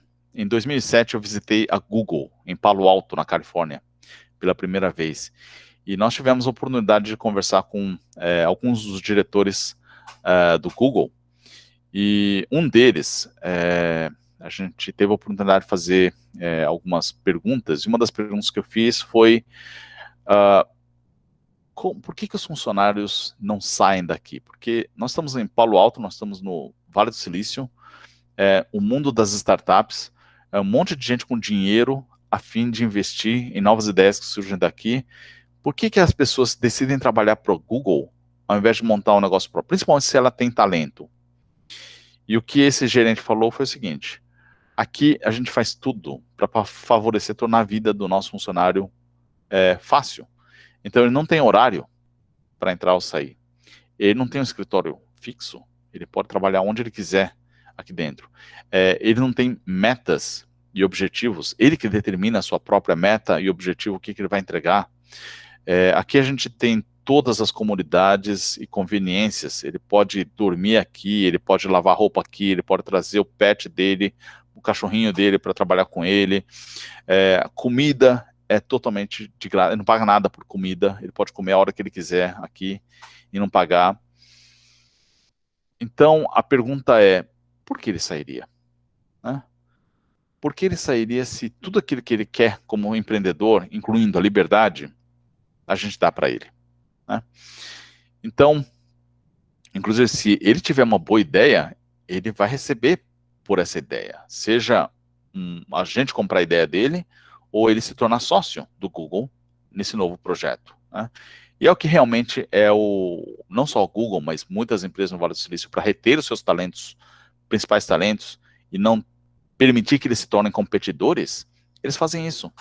Eles favorecem a vida dos intraempreendedores, né? Eles querem que os funcionários sejam intraempreendedores. Então, essa é a resposta do porquê existem intraempreendedores e não empreendedores, né? Muito bem, vamos falar um pouquinho sobre a organização. Talvez aqui eu tenha que avançar um pouquinho mais rápido. Por que as empresas perdem seus talentos, né? Então, dentro dessa conversa, por que eles não tornam seus próprios negócios? Eventualmente, alguns acabam fazendo isso, né? Alguns acabam saindo. Você acha que as empresas perdem seus talentos porque eles vão em busca de carreira, porque eles querem independência, ou porque eles querem um salário melhor, né? Então, nessa altura, você já deve imaginar. Muitas pessoas pedem demissão para procurar um lugar onde tem uma possibilidade de carreira melhor ou um salário melhor. Mas entre empreendedores, eles saem porque eles vão procurar algum lugar onde eles tenham essa independência. Seja como empreendedor, né, muitos se tornam empreendedores, seja como um intraempreendedor, ou seja, alguma outra empresa que dê para ela essa independência e autonomia, né? Então, muitos acabam tendo esse comportamento. E a pergunta que a gente faz, trabalhando nessa empresa, é: eu teria como reter esse talento? Então, será que se o Daniel saísse para montar seu próprio negócio, eu teria alguma forma de impedir que isso acontecesse e manter o Daniel comigo? No caso, o Daniel não sabia, mas o sócio acabou oferecendo para ele e Juliano uma parceria no sistema de helpdesk que eles criaram. Mas isso só veio depois, né? Não foi prometido com antecedência. Então, o Daniel podia muito bem ter tomado a decisão de abandonar o emprego e montar a sua empresa de helpdesk, né? Então, o que nós, dentro das organizações, temos que fazer para reter esse talento, para não perder esses talentos que vão ou se tornar empreendedores ou vão trabalhar para o meu concorrente? Eu não posso me dar o luxo, num mundo em que a competitividade é medida pela sua capacidade inovadora, perder os meus talentos empreendedores. Eu não posso me dar esse luxo, né? Então, olha o que acontece normalmente nas organizações e me diga se alguma coisa parecida com isso já não aconteceu com você. Você vem com a sua ideia, você acha a sua ideia fantástica, você compartilha com seu chefe e ele até finge que te ouve, né? Mas nada mais acontece com aquela sua ideia, né? Então, esse tipo de situação, né, mostrada de forma figurativa aqui na tirinha do Gilbert, é mais comum do que imaginamos nas empresas. Isso não acontece só com você, isso acontece com muita gente. E eu tenho toda uma teoria do porquê que isso acontece. Talvez em uma outra oportunidade a gente possa conversar, mas é uma realidade estabelecida nas organizações, né? As ideias não avançam muito. Mesmo empresas que têm aquela famosa caixa de sugestões, a maioria daquelas ideias e sugestões vão parar no lixo, né? Porque só a ideia, no final das contas, não é suficiente, né? A gente vai falar um pouco mais sobre isso, mas vamos falar um pouquinho mais sobre a empresa, né? Pensa um pouquinho agora na empresa que você trabalha hoje, no seu empregador, né? E o que você responderia, em termos de sim ou não, para essas perguntas? A sua empresa promove um ambiente descontraído, solto, em todos os níveis da organização? Os funcionários são reconhecidos pelas suas iniciativas empreendedoras? As decisões são estimuladas nos níveis inferiores, assim como a prática de delegação e incentivo à autonomia por parte desses funcionários no nível mais operacional? Existe uma parte do orçamento da empresa que pode ser designada para subsidiar ideias de funcionários? Então, o funcionário vem com uma ideia, o seu chefe fala: legal, gostei da ideia, toque dinheiro para implementar essa ideia, né? Isso acontece na sua empresa? Estimula a diversidade na formação de funcionários e equipes de trabalho, porque você sabe, inovação depende de ideias diferentes. Ideias diferentes acontecem em ambientes com alto grau de diversidade, né? Pessoas pensando de forma diferente. A sua empresa é tolerante a erros que vêm de tentativas de mudanças sob riscos calculados? Então, alguém tentou melhorar alguma coisa e não deu certo. A empresa tolera essa tentativa quando ela não dá certo? A sua empresa promove iniciativas de treinamento, capacitação e desenvolvimento para todos os níveis da organização? A sua empresa dá apoio logístico e operacional a iniciativas individuais de alta probabilidade de retorno e faz o que precisa fazer, derrubando barreiras internas e políticas para que essa ideia floresça. A sua empresa é flexível com relação a normas e regulamentos que possam impedir o andamento de projetos inovadores, né? Ou seja, existem exceções que podem ser criadas para favorecer a sua ideia. Na sua empresa, o funcionário pode usar uma parte do seu tempo em atividades diversas sem precisar dar explicações? É o que a gente chama de tempo discricionário, né? Existe isso na sua empresa? Na sua empresa, a cultura organizacional, existe um clima de cooperativismo e as pessoas se responsabilizam, se ajudam umas às outras de forma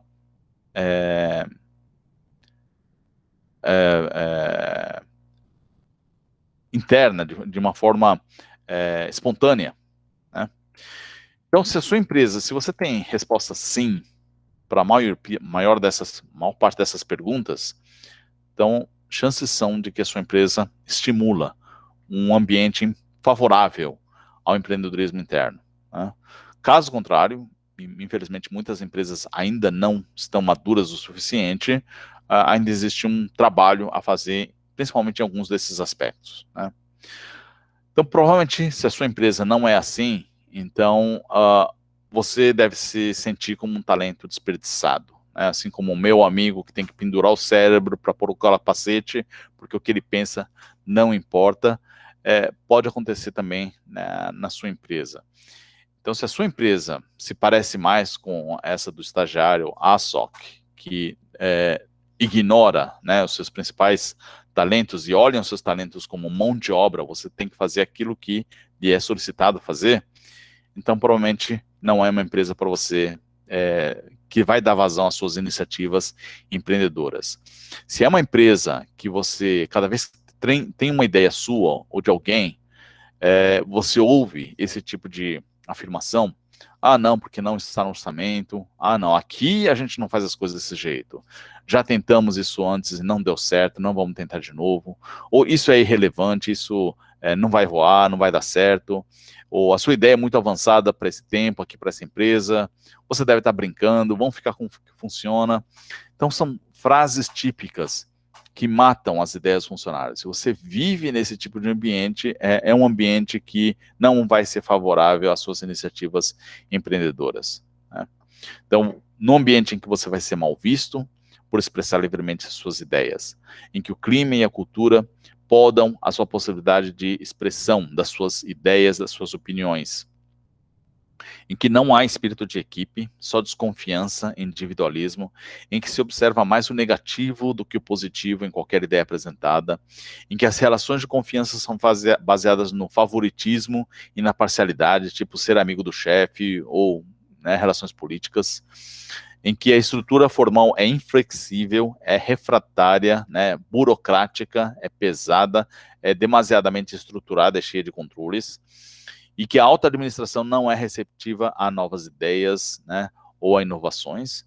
Então, é um tipo de ambiente que, de novo, mata as iniciativas empreendedoras. É um ambiente onde o intraempreendedorismo, o empreendedorismo corporativo, não pode florescer enquanto cultura, né, enquanto estrutura. Então, faça o seu julgamento. Em que tipo de ambiente que você está, né? Você pode testar, né, o seu ambiente. Então, você pode questionar as regras. Isso é uma das coisas típicas de empreendedores. Se você vê que não faz sentido, você questiona. Então, muitas regras foram criadas para colocar ordem no processo. Às vezes, essas regras se tornam obsoletas. Às vezes, essas regras não se aplicam para as condições que você está. Mas enquanto a maior parte dos funcionários simplesmente segue as regras, intraempreendedores não se contentam com isso. O que acontece é o seguinte: se você quebra as regras, porque você acha que a regra não faz sentido e está impedindo você de fazer uma coisa boa para a empresa, se der errado, você vai ser penalizado porque você quebrou a regra, mesmo que a sua intenção fosse fazer uma coisa boa. Agora, se a regra não faz sentido, mas você segue a regra, mesmo que no final dê errado, mesmo que no final você tenha um desperdício, você perca um cliente, você sofra um processo, mas se você seguiu as regras, ninguém vai te culpar. E no final das contas, é isso que é o comportamento dos típicos funcionários mais espertos, né? Eu não me importo com a empresa, o que eu me importo é não ser penalizado se alguma coisa é errada. Então ele cumpre cegamente as regras, mesmo que elas não façam sentido, mesmo que elas tragam um prejuízo para a empresa, né? Porque você não é pago para pensar, você é pago para seguir a regra. Se você seguiu a regra e gerou uma perda, pelo menos a culpa não vai ser sua, né? Então, esse infelizmente, é a cultura que existe e que favorece a permanência de ideias que não fazem, às vezes, mais sentido para a organização, né? Vou contar uma história agora, rápida, que aconteceu comigo, que ilustra um pouquinho essa ideia do quebrar as regras, né? Quando eu fui promovido no Citibank para ser o gerente no Brasil, para o país, de implementação de sistemas de Office Banking, eu tinha um escritório parecido com esse, né? Então, era a minha sala, era sala de nível gerencial, era mais ou menos um padrão para níveis gerenciais dentro de organizações como o Citibank. E a minha nova equipe, antes a minha equipe era descentralizada em toda a América Latina, e nessa promoção eu passei a ter uma equipe residente só Brasil, porque eu fiquei responsável pelo Brasil. E eles tinham um office space, né, aberto, mais ou menos parecido com esse, tá? Não é exatamente esse, mas é parecido com esse. E na minha tentativa de entender melhor quem é a minha equipe e o trabalho que eles faziam, eu tomei uma decisão que não era comum na época. Eu transformei a minha sala em sala de reunião, né, disponível para todo mundo da minha equipe. E eu achei uma mesa no meio da muvuca da minha equipe e eu comecei a trabalhar lá. Então eu saí da minha sala privada para ficar imerso no meio de todo mundo. Assim eu conheceria melhor as pessoas e conheceria o dia a dia do trabalho deles. É uma forma de me integrar com a minha equipe. Bom, foi assim o primeiro mês, foi assim o segundo mês. No terceiro mês, o departamento de RH veio falar comigo e me pediu encarecidamente que eu voltasse para minha sala privada, no meu office. E eu falei, mas eu expliquei por que eu preciso fazer isso. E vocês falaram que fazia sentido, que tudo bem. Por que agora vocês mudaram de ideia? E eles falaram, não é por nós, a gente entende o que você está fazendo, mas os seus pares, os outros gerentes, estão incomodados com a sua atitude, porque eles se sentem na obrigação de fazer a mesma coisa com a equipe deles, e eles não querem. Eles trabalharam muito para chegar nesse nível, eles se dedicaram muito para a empresa, para ganhar a sua sala, e eles não vão abrir mão da sala deles. Então você está sendo um exemplo negativo para a empresa de uma forma geral. Aquilo me surpreendeu, foi talvez o primeiro grande aspecto negativo de trabalhar numa grande empresa, o primeiro choque de realidade que eu tive dentro de uma grande organização. Outros vieram depois disso, mas aquilo me frustrou bastante. Então eu fui obrigado a abrir mão de uma coisa que eu acreditava, porque eu tinha que seguir regras. E uma dessas regras você é gerente, você tem que ficar na sua sala. Não importa qual é a sua justificativa, isso é um símbolo do seu poder e você tem que fazer uso do seu símbolo. Você tem que provar, mostrar para o resto da organização que você tem o poder, né? E ter uma sala privada é uma forma de demonstrar poder. Para mim aquilo não fazia o menor sentido, mas enfim, eu fui obrigado a me adequar às regras e não pude quebrar essa regra, né? Então, falando um pouco mais sobre símbolos de poder, sobre a proximidade que você tenta fazer com seus funcionários para entender como eles são, para entender o que passa na cabeça deles, né? Eu gosto muito dessa tirinha do Gilbert, sabe essa coisa de portas abertas, tudo isso é mentira, né? Na verdade isso não acontece, o que acontece nas grandes organizações é uma briga pelo poder, uma demonstração de poder nos mais diversos níveis, né? Até o tamanho do encosto da sua cadeira demonstra qual é o nível de poder que você tem perante as pessoas. Então, esse é o jogo do mundo corporativo e a gente é obrigado a lidar com isso, né? Então, como ser empreendedor, como dar liberdade para os funcionários quando você enfrenta esse tipo de situação? E aqui entra para o último tópico que eu quero falar sobre o papel do líder, né? Até que ponto o líder exerce um papel, uma influência positiva ou negativa dentro da organização para favorecer os empreendedores. Então, mesmo que você trabalhe numa organização que não favorece ideias, né, a sua organização, a sua empresa tem uma cultura retrógrada, se você tiver um líder empreendedor, provavelmente ele vai te ajudar a sua ideia a florescer, mesmo num ambiente agressivo.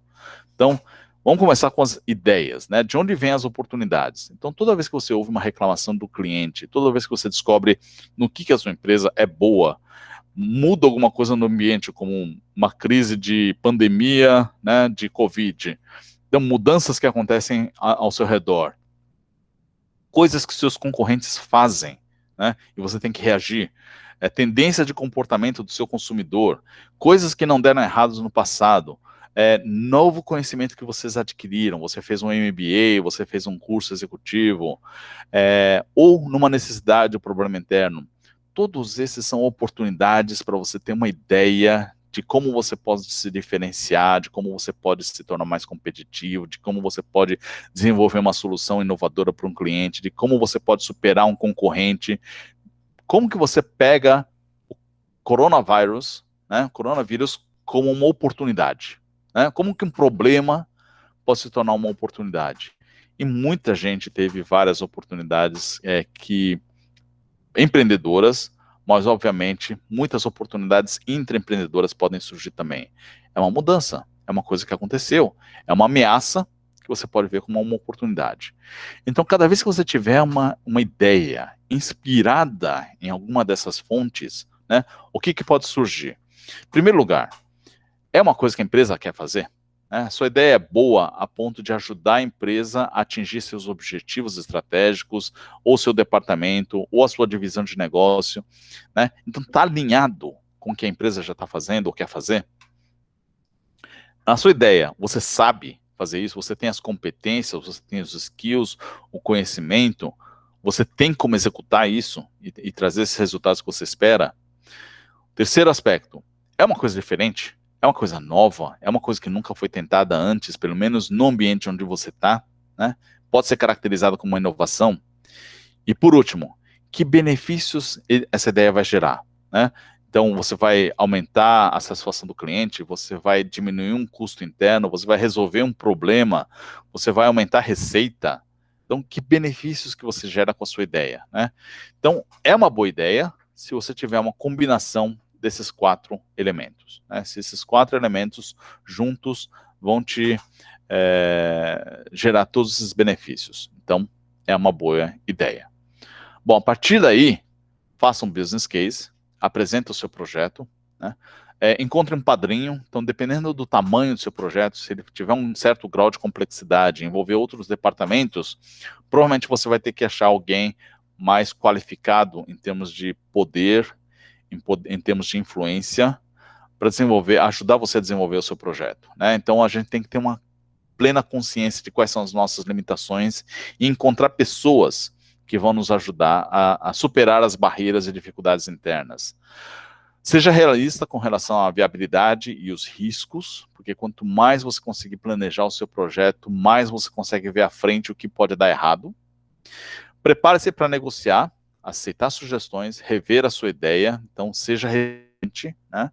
Até porque muita gente vai te dar, principalmente, resistências e rejeição à sua ideia, e cada vez que isso acontecer, você tem que pegar o input e usar isso para melhorar a sua ideia de como superar essas barreiras e dificuldades, e quanto mais você fizer isso, mais você pode encontrar pessoas que vão rejeitar a sua ideia, mais pessoas que vão apoiar as suas ideias. Então, você ajuda a defender melhor a sua ideia e, ao mesmo tempo, a conquistar uma rede de apoio para a sua ideia.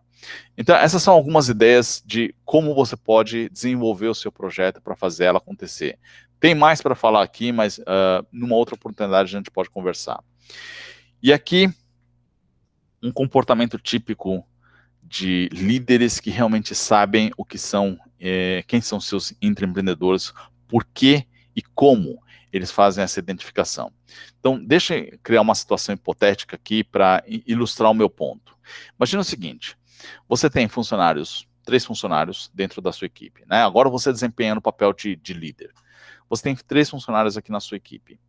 E vamos supor uma regra qualquer tipo de regra. Vamos tomar como exemplo bater cartão de ponto. Então, todos os dias, todos os funcionários da sua equipe são obrigados a bater o cartão de ponto quando entra, na folga do almoço, e bater o cartão quando sai, quando deixa o trabalho.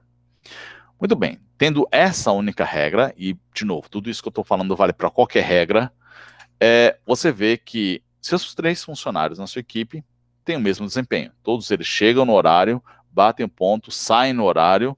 Dentro desse critério, dessa regra, todos têm o mesmo desempenho.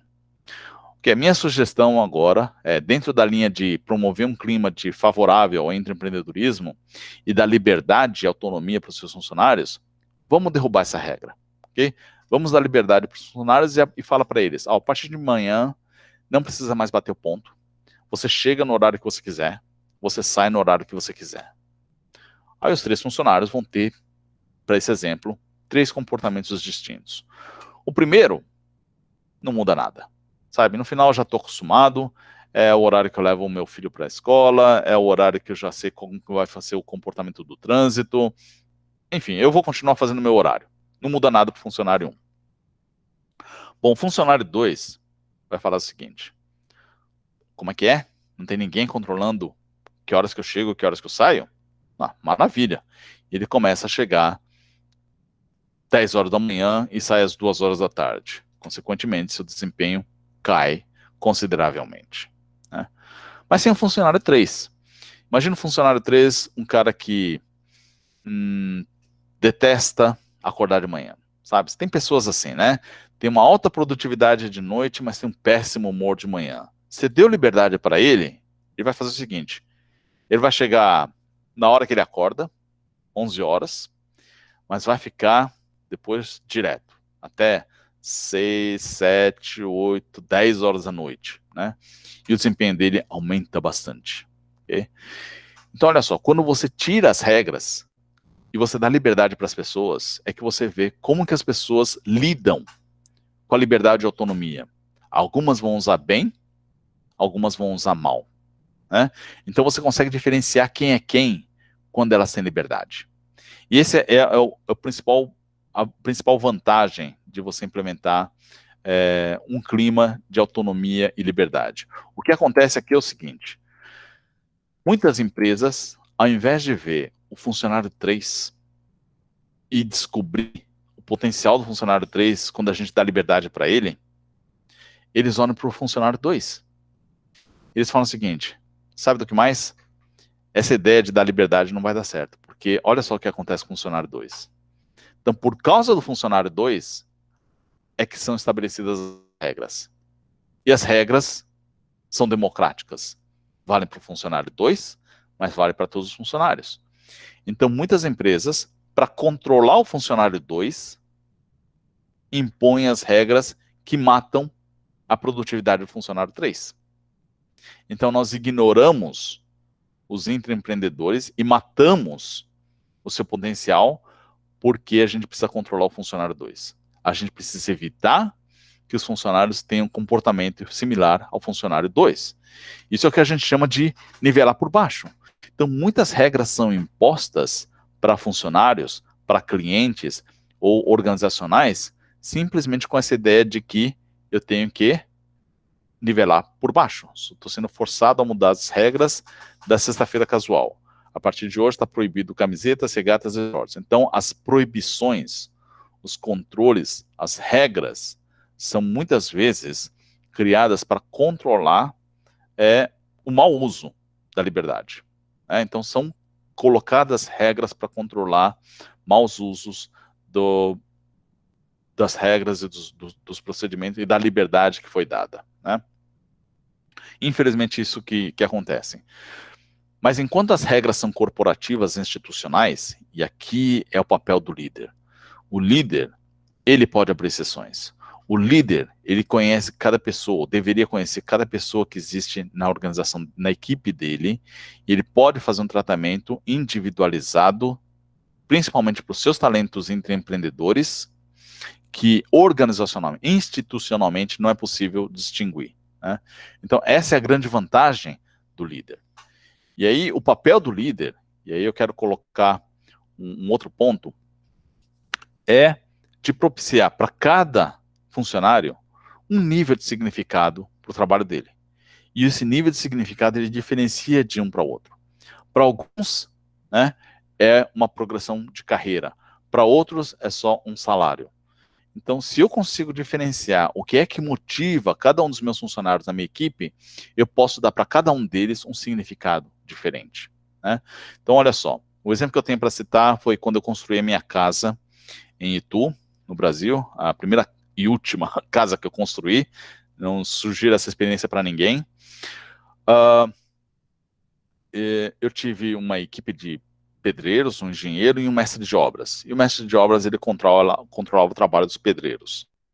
E é tradição, acho que ainda hoje, quando a sua obra da sua casa chega num estágio que cobrir a cumeira, é tradição o dono da obra oferecer um churrasco para os funcionários. Porque aí começa uma outra fase da obra, que é a fase de acabamento, na qual até muitas vezes a equipe inteira muda também. E eu ofereci esse churrasco, mas assim, com a determinação de que eu ia mudar a equipe mesmo, né? Principalmente o mestre de obras, porque até então eu estava tendo muitos problemas. As pessoas que não chegavam no horário certo, as pessoas que faziam coisas erradas, desperdiçavam material, tinha gente até que roubava material de mim, né? E assim, os meus problemas eu falava para o mestre de obra, ele não resolvia, não se preocupava com nada, só me dava desculpas. Enfim, eu estava de saco cheio e eu falei, eu vou trocar a equipe inteira, né? Mas tem que dar esse churrasco? Tá bom, vamos lá dar um churrasco. No meio do churrasco, já depois da sua terceira cerveja, né? Papo vai, papo vem, eu conversando com o mestre de obras. Em um determinado momento, eu falei para ele, você sabe por quê o que significa essa casa para mim? A primeira casa que eu estou construindo na minha vida. E ele não sabia o que eu queria que ele respondesse, né? Só falar, provavelmente é um grande investimento na sua vida, alguma coisa assim. E eu falei, não, essa casa, se você parar para pensar, eu e a minha família, na época eu tinha 3 crianças pequenas, nós vamos viver nossa vida aqui. Nossos filhos vão crescer aqui, vão viver as suas vidas, vão ter memórias sobre essa casa.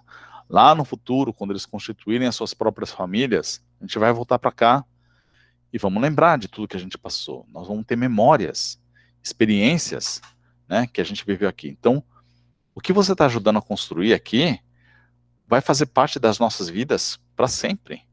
E vai fazer parte daquilo que nós vamos nos tornar, do que os nossos filhos vão se tornar dentro daquilo que vai acontecer nas 4 paredes dessa casa. Você já parou para pensar nisso? E eu continuava falando isso, e falando sobre o que representava aquela casa para mim, para o futuro dos nossos filhos, e ele ouvia atentamente tudo que eu dizia. E não falava muita coisa. Eu falei, bom, estamos todo mundo bêbado aqui, né? Mas o que aconteceu no dia seguinte foi uma coisa que eu não esperava. Ele começou a ter um outro tipo de comportamento.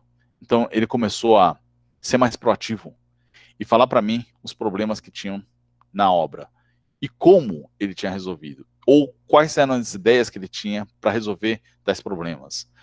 2 funcionários que ele tinha, que eram problemáticos, ele trocou imediatamente. Enfim, eu percebi uma certa mudança e eu resolvi pagar para ver. E eu continuei com ele no restante da obra. E eu via que ele tinha esse novo comportamento. E ele resolvia os problemas e, enfim, para encurtar a história, o resto da construção, que era normalmente o mais problemático, transcorreu da forma mais tranquila possível, e ele foi o principal fator que mudou nessa segunda fase. Ele se tornou parceiro, ele se tornou comprometido, E a gente se tornou amigo, e até hoje eu recomendo ele para colegas, quando ele tem que passar por uma reforma, uma construção.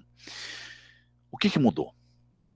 O que mudou foi aquele churrasco, e o que mudou foi a conversa que eu tive com ele.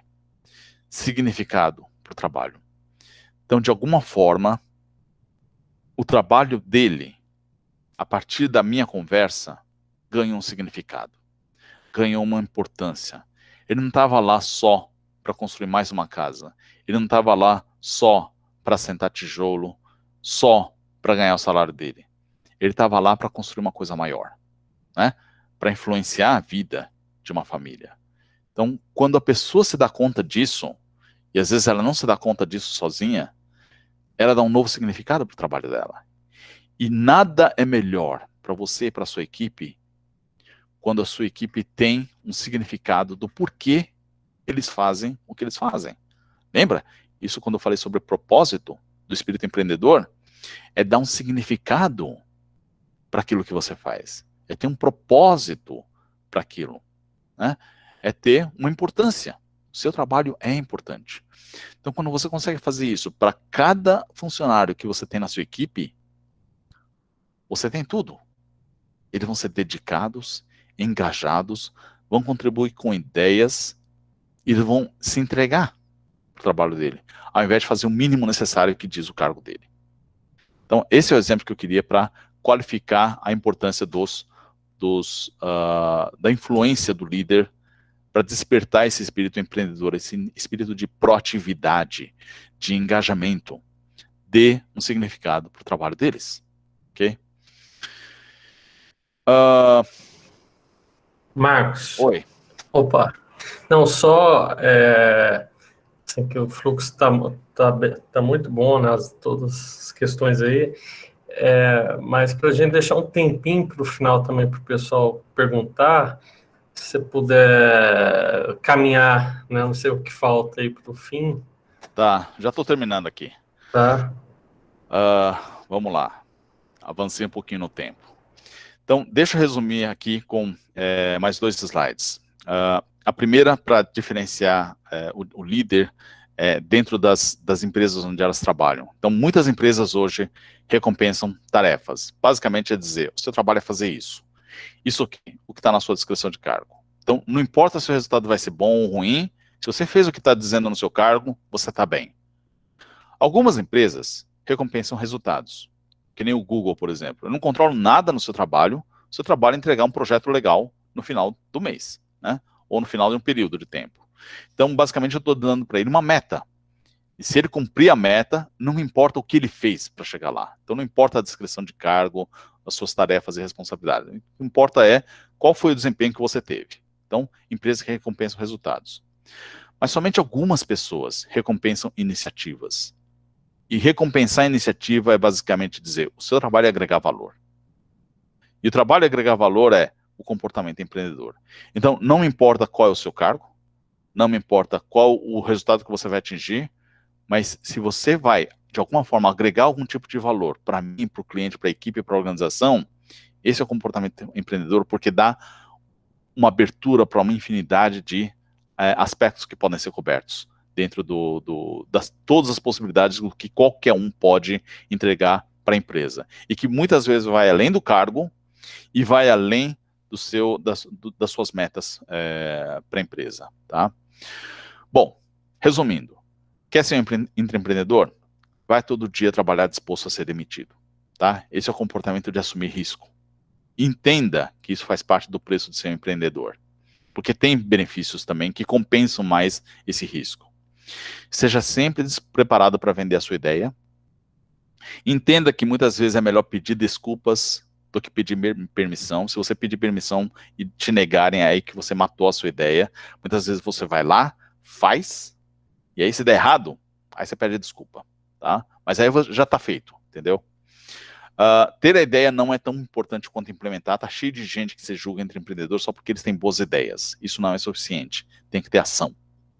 Empreendedores só podem ser liderados por empreendedores. Se o seu chefe não é empreendedor, tenha certeza que ele vai sentir você como uma ameaça, tá? Ele vai matar e vai impedir você de brilhar. Então tenha certeza de que seu chefe também tem espírito empreendedor. O risco de ficar parado é o erro de não cometer nenhum erro. Então, muitas vezes você é paralisado pelo medo, eu não quero correr riscos, eu não quero cometer erros, e aí você paralisa. E aí você trava e você não cresce. Tá? Muitas vezes o seu jeito de crescer é usando fazer diferente, é usando implementar sua ideia, é correr o risco de cometer um erro. Né? Então, esse é um resumo aqui do que eu tenho falado sobre ser um intraempreendedor. Bom, se você quer saber mais, eu sugiro comprar o meu livro, né? Está na 4ª edição agora, editora Saraiva, e além de tudo isso que eu falei, eu conto várias histórias de várias empresas que eu investiguei, são empresas que têm exemplos de projetos entre empreendedores, esses exemplos são reais, foram atualizados até a 3ª edição, algumas dessas empresas nem existem mais, a TOTS, por exemplo, ele virou Bematec, né? A Credit Card não existe mais, você conhece mais como Mastercard Today, agora, mas são empresas que têm bons exemplos de empreendedorismo, nos quais eu inspirei muitas das histórias que eu contei aqui hoje, tá? É isso, espero que vocês tenham aproveitado, tá aqui os meus contatos, mas acho que agora o que a gente tem são as perguntas, né, se vocês tiverem. Tá, joia.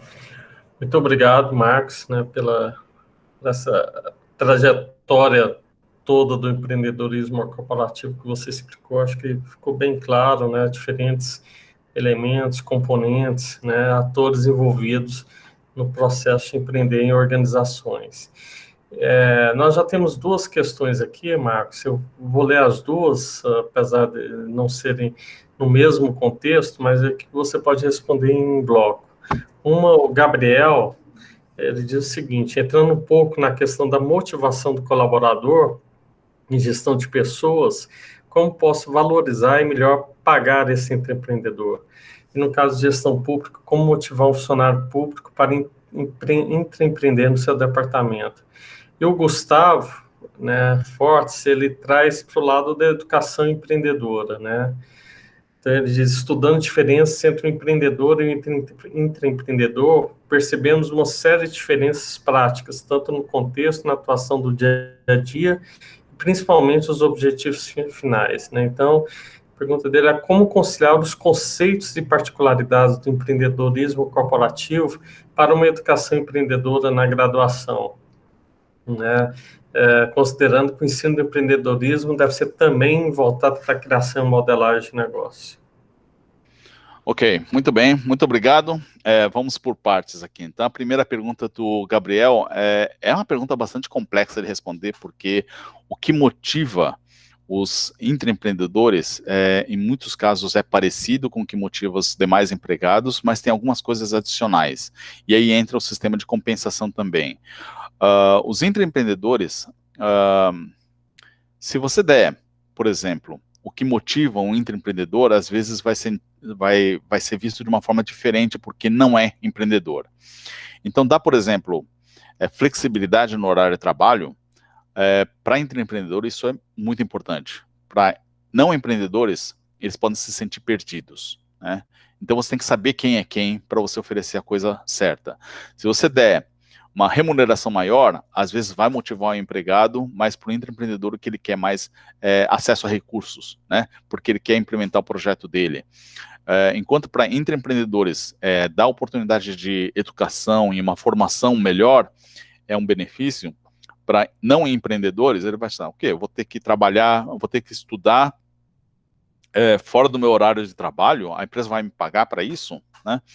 Então, a forma de motivação e valorização e compensação de intraempreendedores é um pouco diferente quando se refere a empreendedores e intraempreendedores. Você tem que entender o que é que motiva cada um, o que é importante para cada um e entregar aquilo que é importante para cada um, tá? Na pergunta do Eduardo, eu costumo incluir bastante a característica intraempreendedora nos meus cursos de empreendedorismo, e A conciliação, na verdade, dos conceitos não é muito difícil. Você vai ver que a característica do empreendedor, ela é muito parecida. Quando a gente fala da figura do empreendedor, o que diferencia é o ambiente e o contexto no qual cada um está incluído. Então, na educação empreendedora, enquanto você fala de ambientes e ameaças externas, macroeconômicas ou do ambiente de negócios, para o intraempreendedor você tem que falar um pouco mais, enfocar um pouco mais o ambiente organizacional. Então, o contexto no qual o intraempreendedor tem que agir e tomar decisões é do ambiente corporativo.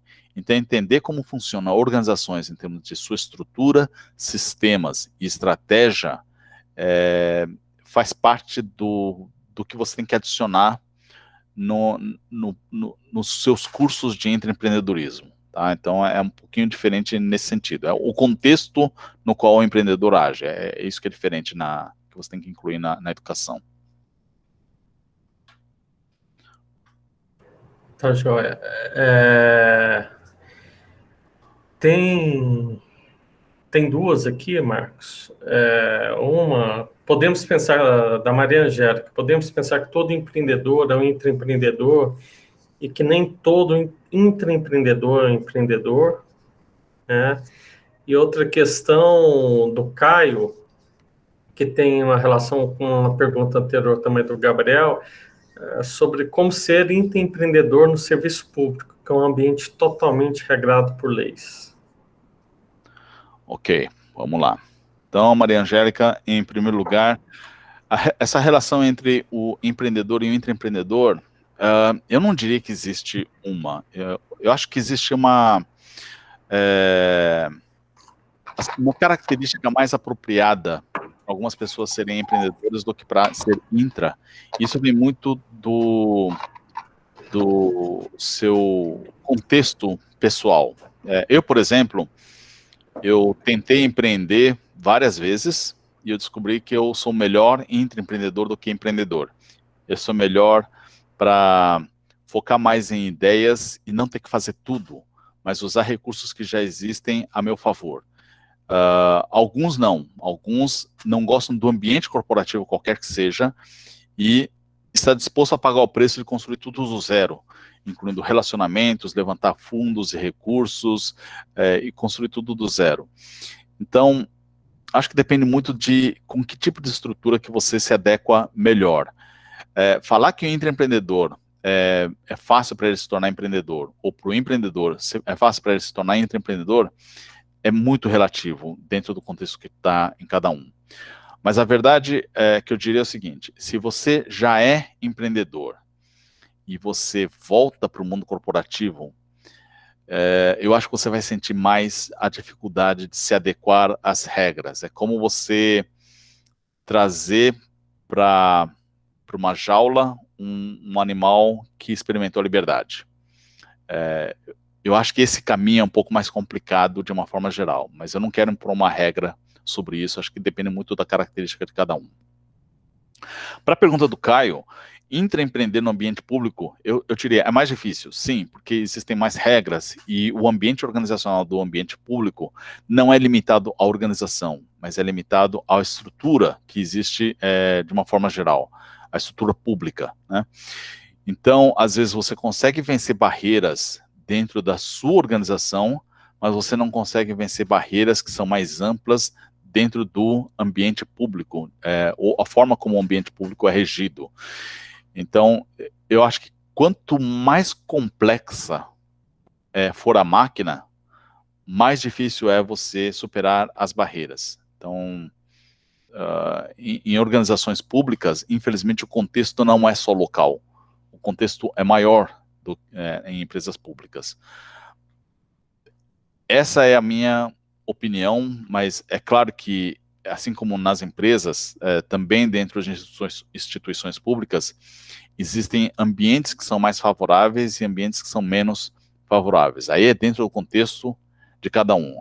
A minha explicação, a minha opinião, é mais de uma forma genérica, tá? Eu também não tenho muito conhecimento de causa. Eu já tive clientes do setor público, mas eu nunca trabalhei numa organização pública. Então, a coisa pode ser um pouco enviesada do meu ponto de vista, mas essa é a minha visão. Tá certo. Obrigado, Marcos. Mais alguma pergunta, pessoal? Nós temos uns minutinhos ainda.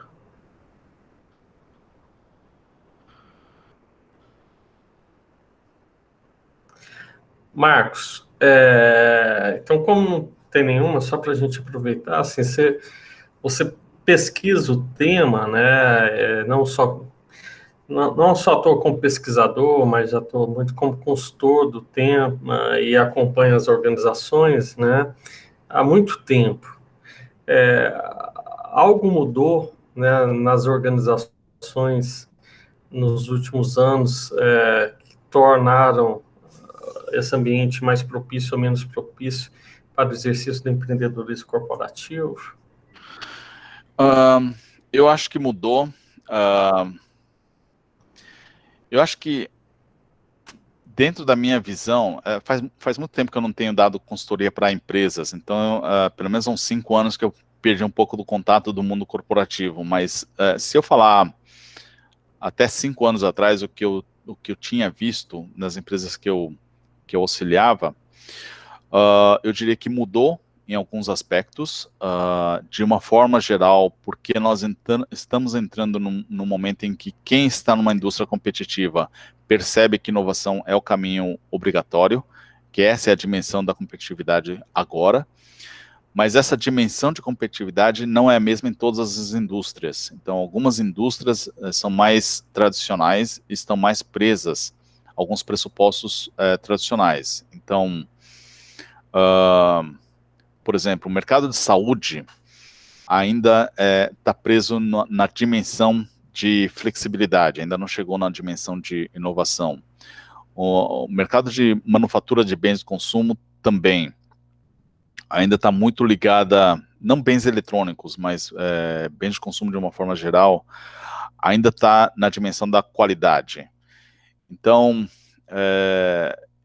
eu não sei se dá para diferenciar por indústria, mas eu consigo perceber que em alguns tipos de empresas a necessidade de se abrir mais às ideias que fluem naturalmente e espontâneas dentro da organização é maior, e pelo menos a intenção. Muitas delas ainda não sabem como fazer isso, mas existe uma predisposição maior de buscar ideias que flexibilizem mais a cultura interna em favor de ideias de funcionários. Mas algumas ainda estão presas aos seus laboratórios ainda esperando que as inovações saiam de um laboratório de pesquisa. Então, eu acho que é nesse sentido que as coisas ainda estão diferentes em tipos diferentes de indústrias ou de empresas. Tá, joia. Então, muito obrigado, Marcos. Assim, eu vou devolver em seguida a palavra para você, e depois a Fernanda finaliza. Mas te agradecer muito pela palestra, né? E recomendo, pessoal, não só a leitura deste livro, Empreendedorismo Corporativo, mas o Marcos, desse livro do Marcos na Saraiva, né, sobre empreendedorismo corporativo, mas Marcos tem uma série de artigos e outros livros, né, que eu acho que vale a pena aprofundar a leitura sobre aquilo que ele escreve, seja empreendedorismo corporativo, seja outros temas ligados ao empreendedorismo e à pequena e média empresa. Tá, então, obrigado a todos, ao Marcos, vou devolver para ele, em seguida a Fernanda encerra. Bom, muito obrigado, Cândido, Fernando, foi um prazer participar. Desculpa a minha correria agora no final, fiquei preocupado com o tempo, mas quem tiver interesse em acessar essa apresentação, eu vou disponibilizar isso para a Fernanda, você pode pegar com ela, aqui está meu contato no LinkedIn também, você pode me mandar um texto, eu te mando não só referências adicionais sobre esse tema, mas outras dúvidas e questões que vocês possam ter. Mais uma vez, foi um prazer estar aqui. pode me convidar para outros temas, estarei sempre aqui à disposição para conversar com o pessoal da UFG do LAPEI, tá? Muito obrigado. Obrigado, Marcos. Volte sempre. É um prazer. Muito obrigada, professor Marcos, né, por ter aceitado o nosso convite tão prontamente e por toda a sua fala, que eu tenho certeza enriqueceu muito os nossos conhecimentos. Agradecer também as pessoas que participaram aqui conosco, né, que se engajaram, que mantiveram durante toda a apresentação, pelas perguntas também feitas, com certeza enriqueceram. E como o professor Marcos falou, tanto a apresentação, né, como ele vai me enviar, e também toda a gravação será disponibilizada para vocês no canal do LAPEI. Já faço o convite também para o próximo Hora LAPEI, que será no dia 19 de agosto, com o doutor Altair Camargo. Ele foi aluno também, né, do PPG-ADM da UFG, orientado pelo professor Cândido Borges, finalizou o doutorado dele e vai falar um pouquinho sobre empreendedorismo e marketing. Então, nós teremos aí no dia 19 de agosto. Nós faremos a divulgação posteriormente também, tá, pessoal? Então é isso. Muito obrigada. Se vocês puderem, aqueles que se sentirem à vontade, abrirem as câmeras para a gente fazer uma foto, para postar nas redes do laboratório, tá bem? Fiquem à vontade. Muito obrigada, pessoal.